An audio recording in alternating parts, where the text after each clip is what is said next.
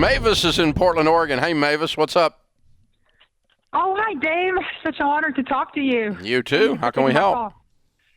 Yes, I have one simple question. We recently purchased term life insurance through vendors, but a friend of mine, she's in the insurance business now, and she highly recommends to get a whole life insurance versus term life. I know you never recommend whole life, but wait a minute. A whole life insurance agent said you should get whole life? I'm shocked. Well, no, she works for a different insurance company. I told her, I said, I just got term life with, vendors through Dave. And then she's like, I thought, let me tell you all this good thing about whole life. It just sounded so good.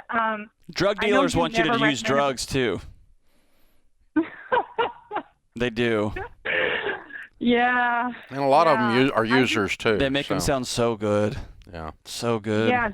Yeah. So, okay, you obviously know we stand that whole life insurance sucks. Now, how can we help you?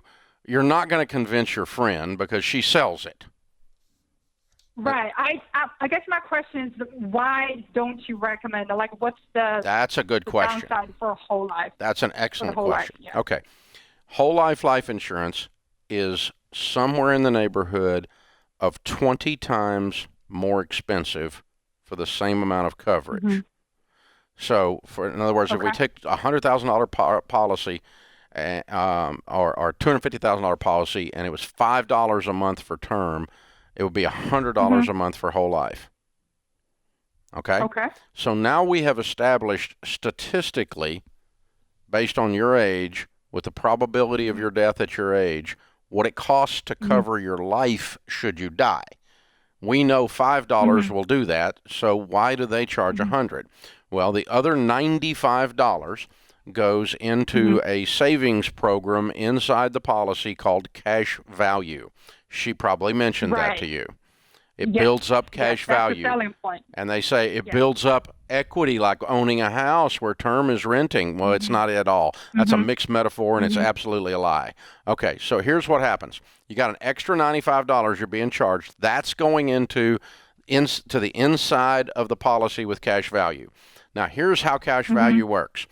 Get any whole life policy out and look at it. The first 3 years, your cash value buildup is zero. Okay.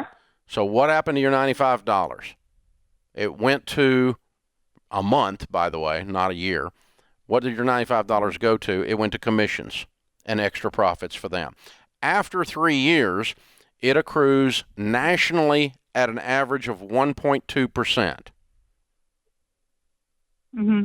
Then when you finally get past those 3 years and you finally get past the idea that the rate of return sucks, and it finally builds up some money, now your $250,000 policy has a $20,000 cash value in it.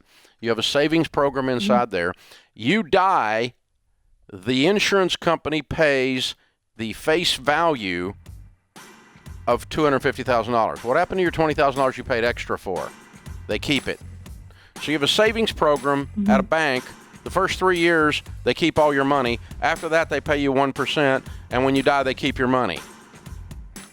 That's whole life insurance. Okay. That sucks. It is the payday lender of the middle class. That's how all the towers in the skylines of every city are life insurance companies and banks. They didn't make that money themselves. Santa Claus didn't build those. You built them, America. This is the Dave Ramsey Show.